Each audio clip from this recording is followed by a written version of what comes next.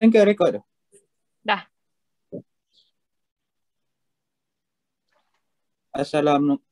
Assalamualaikum dan salam sejahtera diucapkan kepada Puan Fazilah binti Muhammad Othman.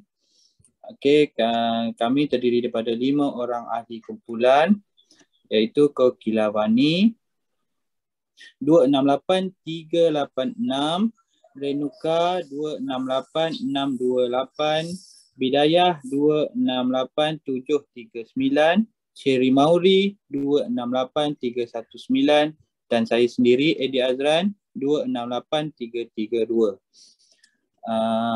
Kami akan membentangkan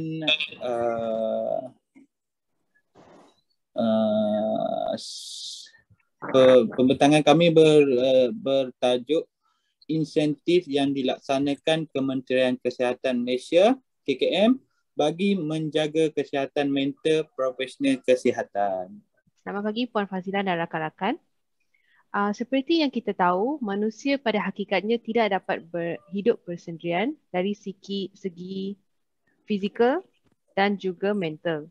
Kita saling bergantung antara satu sama lain. Ia agak mustahil untuk kita hidup bersendirian. Especially di Malaysia, negara seperti Malaysia yang majmuk dengan pelbagai kaum dan agama. So kita perlukan hubungan yang baik dan harmoni antara satu sama lain untuk hidup secara aman.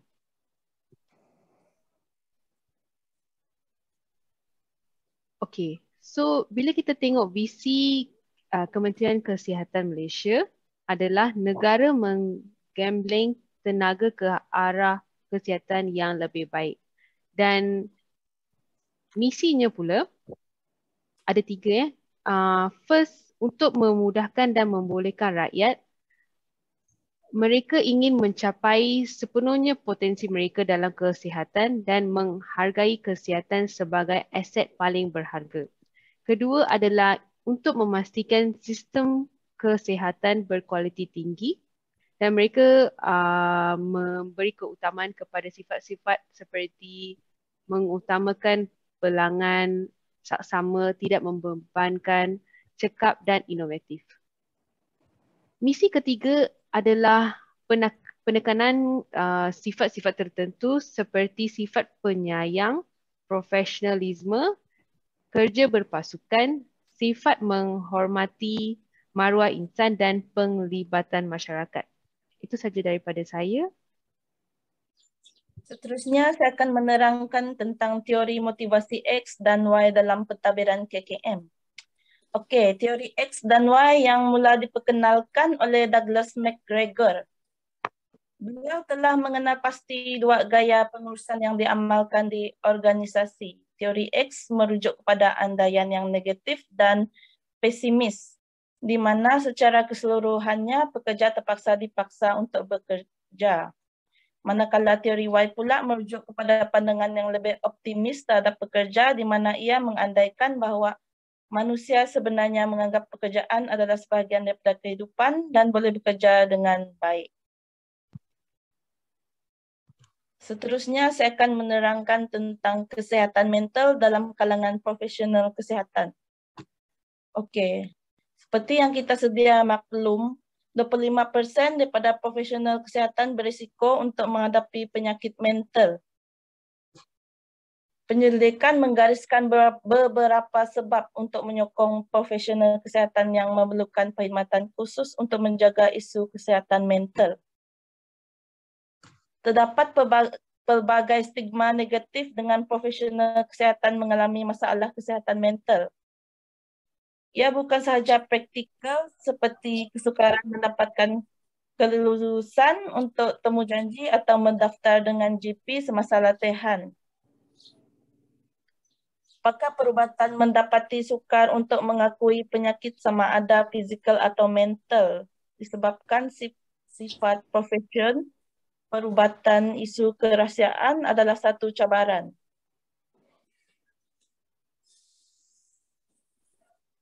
Walaupun ramai pakar perubatan mempunyai tahap daya tahan yang tinggi, Gabungan pelbagai faktor berkaitan pekerjaan ini dan tekanan menjadikan kesihatan mental pakar perubatan dan doktor gigi lebih berbahaya.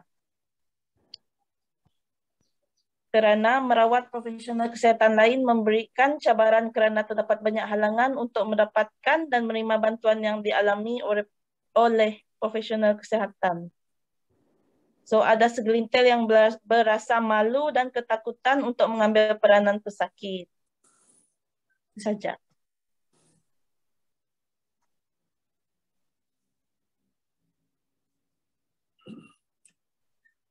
Okey, kita pergi kepada isu dan cabaran menjaga kesihatan mental dalam Kementerian Kesihatan Malaysia. Dekat sini kita mempunyai 4 isunya. Tekanan melampau akibat COVID-19 untuk 1 dan 2 penjarakan sosial, 3 stigma jangkitan dan 4 tekanan untuk mengekalkan penyampaian penjagaan kesihatan berkualiti tinggi. Apa itu tekanan melampau akibat COVID-19 ni? Okey, tekanan melampau dia seperti yang kita lihat COVID-19 pada tahun 2019 yang mengejutkan semua orang. Tekanan yang dihadapi oleh rakyat kita maupun luar negara, tekanan-tekanan ni seperti tekanan untuk menjaga kesihatan masing-masing, tak boleh nak keluar rumah. Lepas tu pesakit yang sangat ramai, yang bilangan yang memerlukan rawatan tu meningkat dengan ketara sekali, memberi tekanan kepada sumber perubatan dan kaki tangan di KKM kita lah. Di samping itu, doktor pula berisiko lebih besar untuk berasa bersalah untuk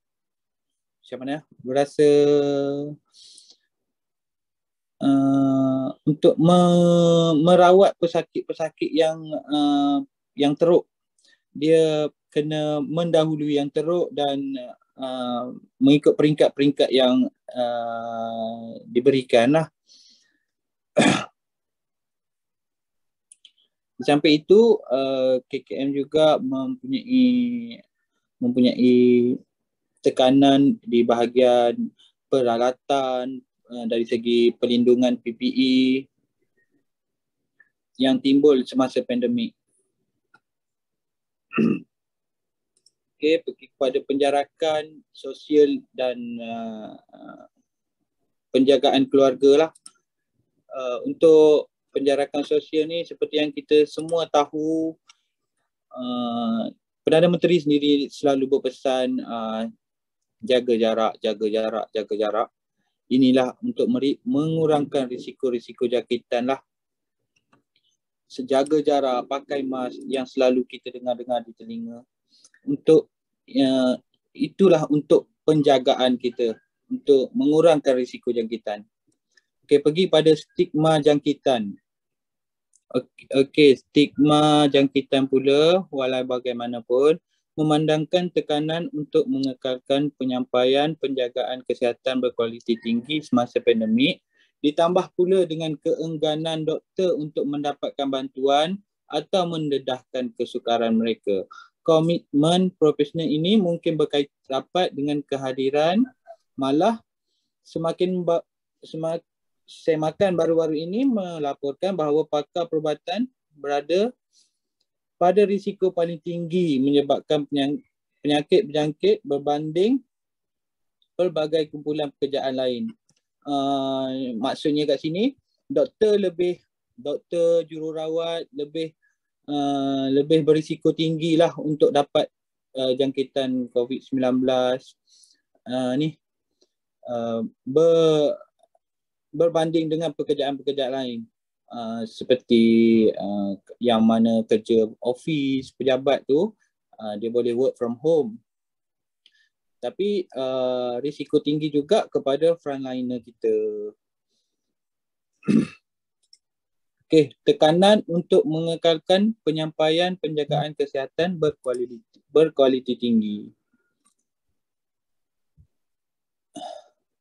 tekanan-tekanan yang tekanan untuk mengekalkan penyampaian kesihatan politik. Tekanan yang hadir adalah tekanan apabila pesakit COVID ni terlalu ramai, KKM sendiri dah pack, dah terlalu ramai, dah tak boleh nak handle.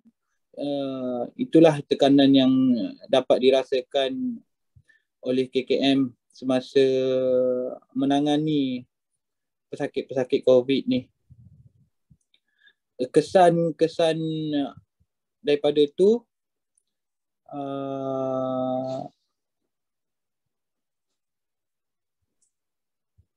KKM ambil peningkatan untuk memberi apa orang cakap lebih perhatianlah kepada pesakit-pesakit ni. Itu tekanan-tekanan yang dilalui oleh KKM sendiri. Okey, itu saja daripada saya. Kita teruskan. Okey, seterusnya saya akan menjelaskan tentang cadangan atau penambahbaikan untuk merawat kesihatan mental. Terdapat beberapa langkah. Yang pertamanya ialah dengan rawatan terapi tingkat laku kognitif berkomputer. Untuk langkah ini, kerjasama dan sokongan kolektif dalam kalangan warga Kementerian Kesihatan amatlah digalakkan dan harus dicapai dengan memerlukan pengorbanan dan sumbangan kepentingan peribadi untuk mencapai matlamat dan mengeratkan hubungan interpersonal dalam organisasi. Bukan itu sahaja, untuk mencapai cadangan ini, pakar kesihatan juga harus menawarkan pelbagai terapi pertuturan seperti pertuturan terapi tingkat laku kognitif, boleh dikatakan sebagai CBT, dan psikoterapi ringkas. Sesi ini boleh dilakukan antara 8 hingga 12 minit. Rawatan ini boleh juga dilanjutkan. Langkah seterusnya ialah terapi tingkat laku kognitif bersemuka. Okey, rawatan ini mungkin diketahui oleh kebanyakan, tapi kaedah psikologi ini mengikut prinsip saintifik, penyelidikan dan menunjukkan bahawa ia berkesan untuk pelbagai masalah. Ia berdasarkan daripada idea, pemikiran, perasaan dan tingkah laku seseorang individu dan perubahan satu tindak balak dalam mengikut mood. Seterusnya, cadangan ialah terapi tingkat laku kognitif berteraskan telefon. Sebenarnya ada 3 jenis CBT yang ditawarkan dalam KKM, iaitu CBT berkomputer yang disokong, CBT berasaskan telefon dan CBT bersemuka. Yang pertamanya, CBT berasaskan telefon di kalangan pesakit mahukan fleksibiliti yang boleh disediakan oleh perkhidmatan jauh. Ini membenarkan pesakit menguruskan rawatan mereka di sekitar kerja shift, kehidupan keluarga dan komitmen-komitmen yang lain. Seterusnya, CBT bersemuka. Ia adalah satu rawatan dan membolehkan pengamal pesakit menyelesaikan masalah mereka dengan ahli terapi dan membuat susulan dengan kerja rumah antara sesi. Yang seterusnya ialah cadangan psikoterapi campur tangan ringkas, iaitu kepada memaksimumkan mutlak kepada 12 sesi. Ini boleh digunakan untuk beberapa sebab dan beberapa sebab. Okey.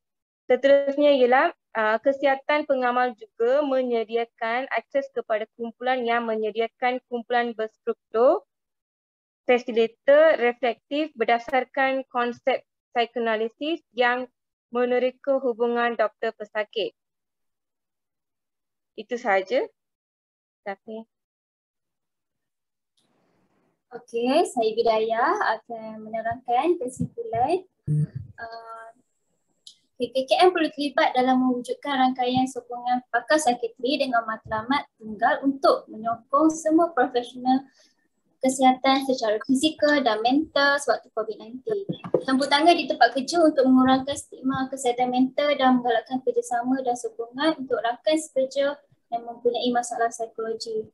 Jadi di sini kita boleh nampak bahawa doktor-doktor juga mengalami tekanan mental kerana virus COVID-19 lah, dan sangat memberi impak yang besar kepada semua frontliner yang berada di hospital, terutama doktor lah yang merawat direct pesakit-pesakit COVID-19. Jadi apa yang boleh kita bantu doktor-doktor ni, kita perlulah memberi sokongan dan kesedaran jika mereka mengalami atau mengalami gangguan mental atau mempunyai masalah dan perlu meminta bantuan dengan rakan-rakan supaya rakan-rakan boleh membantu mencari jalan untuk mereka keluar daripada masalah tersebut.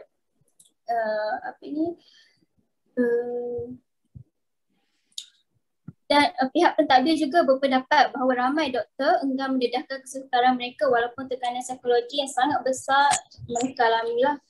Jadi sangat penting KKM mengambil langkah-langkah untuk mencegah masalah ini. Dan kajian juga menunjukkan bahawa pesakit pengamal kesihatan cenderung untuk pulih pada kadar yang lebih cepat berbanding mereka yang tidak mempunyai latar belakang penjagaan kesihatan. Seperti kita tahu, doktor adalah orang yang merawat pesakit. Jadi mereka lebih tahu masalah pesakit dan bagaimana untuk mengubati pesakit tersebut. Jadi mereka lebih cepatlah untuk sembuh daripada masalah mental ni lah yang kita fokuskan. Dan hampir 80% pesakit pengamal kekal bekerja atau kembali bekerja selepas menghubungi perkhidmatan yang kita cadangkan telah. Itu sahaja daripada saya. Terima kasih.